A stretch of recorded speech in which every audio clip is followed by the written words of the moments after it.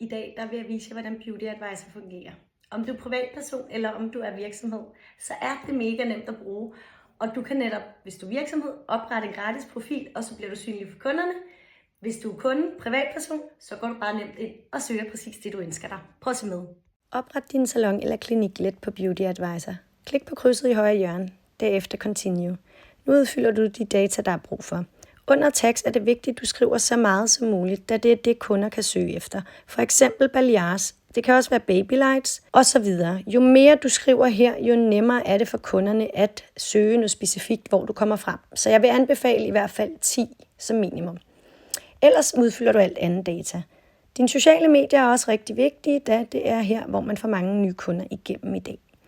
Så jo flere du skriver på, jo bedre. Tilføj dine åbningstider og adresse samt billeder og videoer.